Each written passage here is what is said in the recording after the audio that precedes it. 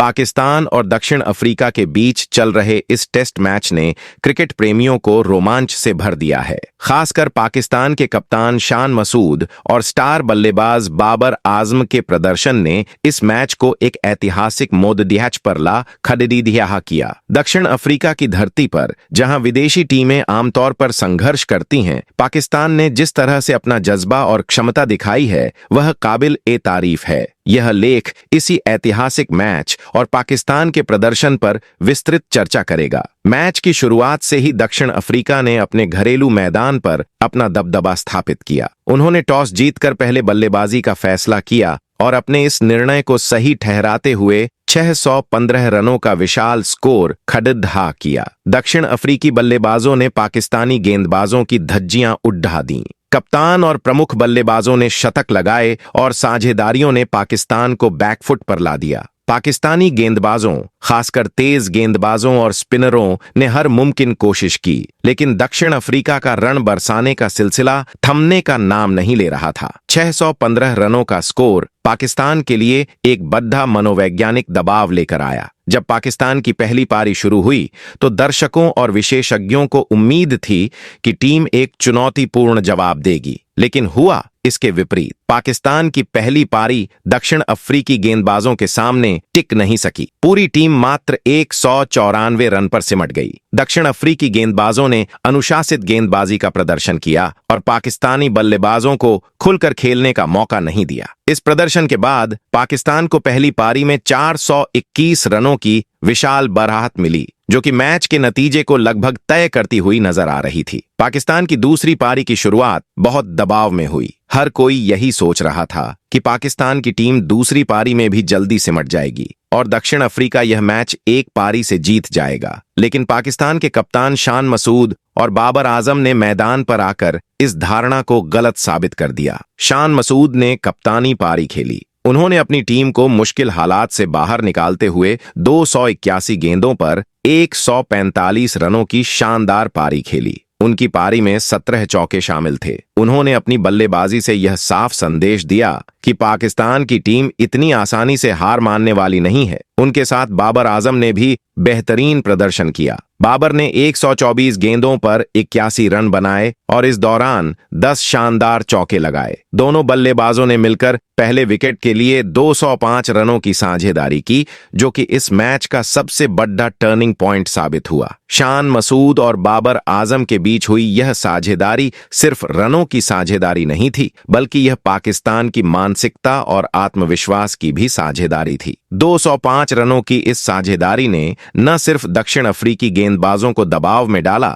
बल्कि पाकिस्तान की पूरी टीम और फैंस को भी उम्मीद की किरण दिखाई। जब बाबर आजम आउट हुए तो ऐसा लग रहा था कि पाकिस्तान की पारी फिर से लड़खड़ा जाएगी। बाबर के आउट होने के बाद पाकिस्तान ने जल्दी जल्दी विकेट गंवाए। दूसरा विकेट 235 रनों पर गिरा, तीसरा 278 पर, चौथा 329 पर और पांचवां 238 पर, 339 पर। एक समय ऐसा लग रहा था कि पाकिस्तान की टीम 400 रनों का आंकड़ा भी पार नहीं कर पाएगी, लेकिन शान मसूद की पारी और अन्य बल्लेबाजों के छोटे छोटे योगदान ने टीम को 400 के करीब पहुंचा दिया। शान मसूद ने न केवल एक बल्लेबाज के रूप में बल्कि एक कप्तान के रूप में भी अपनी भूमिका बखूबी निभाई। उनकी पारी ने न सिर्फ पाकिस्तान को बचाया, बल्कि टीम के अन्य खिलाड़ियों को भी प्रेरणा दी। उनकी बल्लेबाजी में तकनीक, धैर्य और आक्रामकता का बेहतरीन मिश्रण देखने को मिला।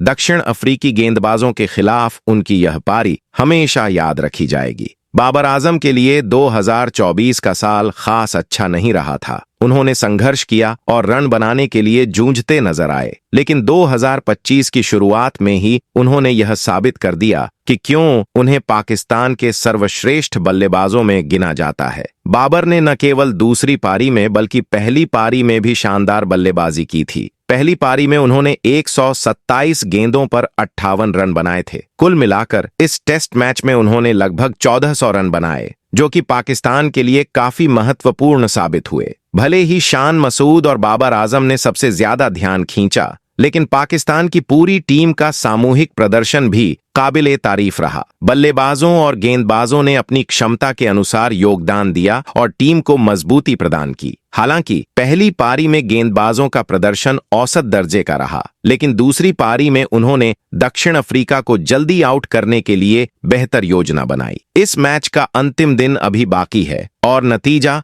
किसी भी दिशा में जा सकता है। हालांकि यह कहना सुरक्षित होगा कि दक्षिण अफ्रीका के जीतने की संभावना ज्यादा है। पाकिस्तान के पास जीतने का मौका तभी हो सकता है जब गेंदबाज दक्षिण अफ्रीका को दूसरी पारी में जल्दी समेट दें और बल्लेबाज बाकी बचे रन बनाकर लक्ष्य को हासिल करें। लेकिन चाहे इस मैच का नतीजा जो भी हो, पाकिस्तान के इस प्रदर्शन ने यह साबित कर दिया है कि टीम में क्षमता और आत्मविश्वास की कोई कमी नहीं है। खासकर चैंपियंस ट्रॉफी और वेस्ट इंडीज दौरे से पहले यह प्रदर्शन पाकिस्तान क्रिकेट के लिए एक सकारात्मक संकेत है। दक्षिण अफ्रीका में जाकर इस तरह का प्रदर्शन करना आसान नहीं है। यहाँ की पिचें, परिस्थितियां और घरेलू दर्शक विदेशी टीमों के लिए हमेशा चुनौतीपूर्ण रहे हैं। पाकिस्तान की टीम ने न केवल इन चुनौतियों का सामना किया, बल्कि अपनी बल्लेबाजी और गेंदबाजी से यह दिखा दिया कि वे किसी भी टीम के खिलाफ प्रदर्शन कर सकते हैं। शान मसूद और बाबर आजम की यह बाबर और शान की साझेदारी ने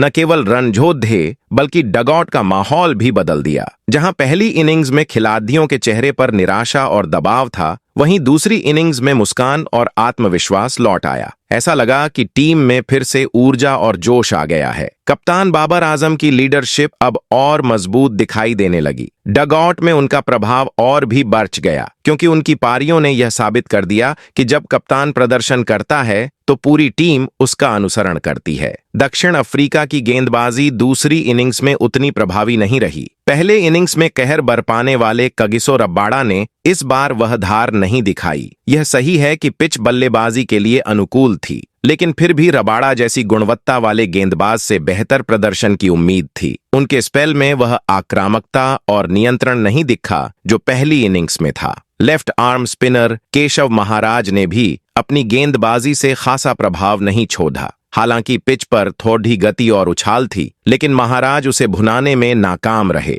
उन्होंने धीमी गेंदों का सहारा लिया, जिससे बल्लेबाजों को सेट होने का समय मिला। दक्षिण अफ्रीका की गेंदबाजी इस इनिंग्स में फ्लैट दिखी और इसका पूरा फायदा पाकिस्तान ने उठाया। अब पाकिस्तान के पास यह मौका है कि वह अपनी बल्लेबाजी को जारी रखे और दक्षिण अफ्रीका के सामने एक बड़ा लक्ष्य रखे। चौथे दिन की शुरुआत एक सेट बल्लेबाज के साथ करने का मतलब होता है कि टीम को एक अच्छी शुरुआत मिलेगी। शान मसूद की फॉर्म और उनका मैदान पर टिके रहना टीम के लिए एक बड़ी ताकत होगी। पाकिस्तान को चाहिए कि वह अगले दिन भी उसी धैर्य और तकनीकी कौशल के साथ खेले जैसा कि बाबर और शान ने दिखाया। अगर टीम चौथे दिन 150 से 200 रन और जोधाने में सफल रही तो यह मुकाबला दक्षिण अफ्रीका के लिए बेहद चुनौतीपूर्ण हो सकता है। विशेष रूप से अगर पाकिस्तान उन्हें 150 से 200 रन का लक्ष्य देता है तो अंतिम इनिंग्स में दबाव और पिच के बदलते मिजाज के कारण मैच का नतीजा रोमांचक हो सकता है। यह मैच इस बात का जीता जागता उदाहरण है कि क्रिकेट में मानसिकता का कितना बड़ा महत्व होता है। जब पहली इनिंग्स में टीम ने खराब प्रदर्शन किया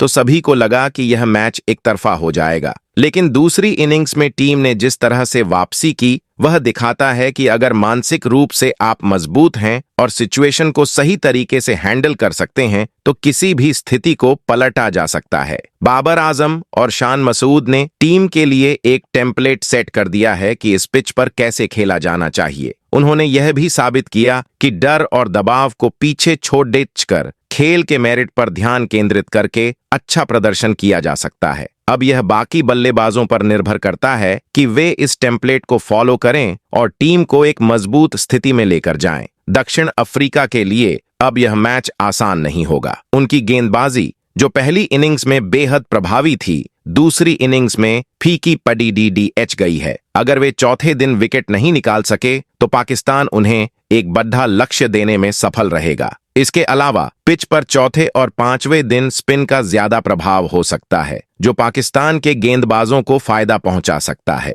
दक्षिण अफ्रीका को अपनी रणनीति में बदलाव करना होगा। उनके गेंदबाजों को तेज गेंदबाजी में अधिक आक्रामकता और स्पिन में अधिक विविधता दिखानी होगी। अगर वे ऐसा करने में सफल नहीं रहे तो यह मैच उनके हाथ से फिसल सकता है। यह टेस्ट मैच अब एक बेहद दिलचस्प मौद्दाई पर खड़ा है। पाकिस्तान की दूसरी इनिंग्स में शानदार वापसी ने मैच को रोमांचक बना दिया है। बाबर आजम और शान मसूद की 200 रनों की साझेदारी ने न केवल टीम को मजबूती दी बल्कि बाकी खिलाड़ियों के लिए भी प्रेरणा का काम किया। अब यह चौथे दिन पर निर्भर करता है कि पाकिस्तान कितने रन बना सकता है और अपनी गेंदबाजी से दक्षिण अफ्रीका पर कितना दबाव डाल सकता है। अगर पाकिस्तान ने इसी तरह हौसले और धैर्य के साथ खेला तो यह मैच उनके पक्ष में जा सकता है। दूसरी ओर दक्षिण अफ्रीका को अपनी गेंदबाजी में सुधार करना होगा और विकेट निकालने के तरीके ढूंढने होंगे। आखिरी 2 दिन क्रिकेट प्रेमियों के लिए बेहद रोमांचक होने वाले हैं। यह मैच न केवल कौशल और तकनीकी का बल्कि मानसिकता और आत्मविश्वास का भी एक बेहतरीन उदाहरण बन सकता है।